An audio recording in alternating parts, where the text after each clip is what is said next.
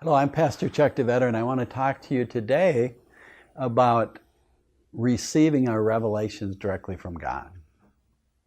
I remember there was a time in my life where I really got a lot of good revelations from people, and that was a productive time, it was an important time, and I received a lot from that.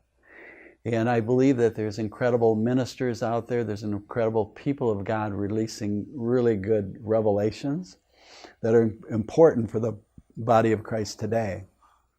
But at the same time, I believe that God is bringing us to the place where we can release the revelations that He's already put inside of us.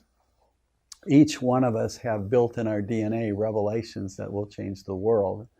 And as we trust Him, those revelations are released. And so there is a season that we can actually grab other people's revelations and walk with them. And sometimes we are doing that at the same time as we're receiving His revelation. I can tell you one of the revelations that I don't necessarily walk on and I haven't received has to do with dreams. And I actually have got revelations from a man by the name of Mark Verkler in regards to those, and those are incredible revelations, and I know he received a lot of his revelations from somewhere else, and so that's all good, and so I'm advocating that. But there's a place where I begin to move beyond the revelations of other people and actually take the revelations that God has for me personally and begin to not only hear them, receive them, and release them. And so I want to talk a little bit about that. And basically what it amounts to is there's a place where when I do that, what I'm going to be doing is stepping into areas that maybe don't make sense. I'm not going to be leaning on my own understanding anymore. And I'm actually going to be stepping out and crushing my flesh and stepping through areas that may not make sense because of this revelations that God starts releasing to me. Now what happens is that there was a period of time that I felt like I was unchurched, and that period of time was probably about 7 or 8 years when I was in a church where I was there to release, but I wasn't really getting fed with fresh or new revelations from people so much. But I'd go home and I'd spend hours and hours and hours of time with the Lord, and when I would do that, I would begin to get revelation from Him. Now, the main revelation that came out of that time, the foundational one, had to do with grace and His love and just how much He loves us.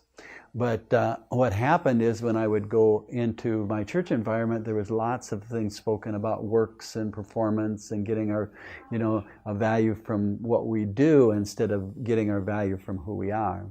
But as I heard from the Lord and as He built revelation upon revelation upon revelation in my alone and intimate time, I began to start stepping towards those revelations and walking them and releasing them.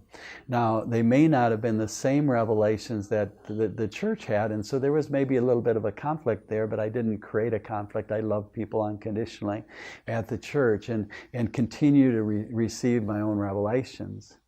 And as I did that, God had me at that place of the church, and He often puts us in a place of a place like that maybe our revelation doesn't match the ministry that we're walking in, or that we're walking in a place and we're having to do things that we don't want to do, but we grab onto Him and we do everything onto Him so that our flesh can get crushed. And the more and more it gets crushed, the more and more we trust Him. An example of that is that there was years and years and years of time where I was selling commercial real estate. And when I did that, what happened was I just didn't want to do that, but the Lord had put me back into that. And so I did that for a number of years. And when I did that, what happened was, even though I didn't want to do that, and I didn't even know anything about that particular type of real estate when He put me into it, but He had me go through and begin to make cold calls from a directory that was about that thick. And when I made the cold calls from that, every time I made a cold call, there was just lots and lots of fear that showed up. And when the fear showed up, what ended up happening is I just would cry out to Him, and I'd hold on and say, "Jesus, help me, Jesus, help me." And my flesh would get crushed, and my flesh would get crushed, and my flesh would get crushed. And He would help me walk through that. And as my flesh got crushed, because I didn't want to do it, I was afraid, and sooner or later the anxiety and the fear goes away. And all of a sudden I'm anchored in Him, I'm grabbing on Him, I'm trusting in Him. And so as I'm walking through this, the more and more that I do the things I don't want to do and step through the things that he wants me to do and begin to walk through those areas that are really, really hard for me, what ends up happening is no longer do they have a grip on me, and the flesh gets crushed. And when that happens, I open my heart up to be able to receive bigger and bigger revelations from God. And when I'm receiving those revelations directly from him, that's when he can release what's built inside of me, the DNA, that what I was created to release. That's when those revelations begin to come out. That'll change the world. Now, each one of us have that. Every one of us have that, and as we trust him more and more, and that's what we're talking about, is when our flesh gets crushed, we begin to trust him, because our God's Spirit is meant to lead our spirit, that's meant to lead our body.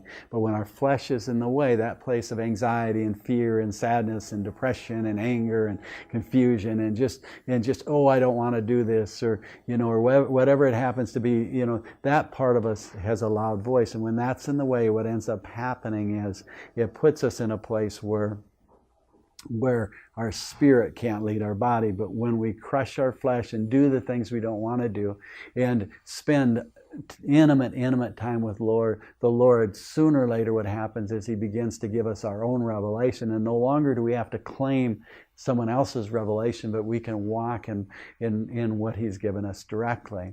And so as the body of Christ begins to grab onto this and begin to get their own revelations, what we're going to see is we're going to see us walk in perfect cadence, and he's coming to take over. He's like he tells us in Isaiah 2 that I'm going to establish my holy mountain upon the mountains.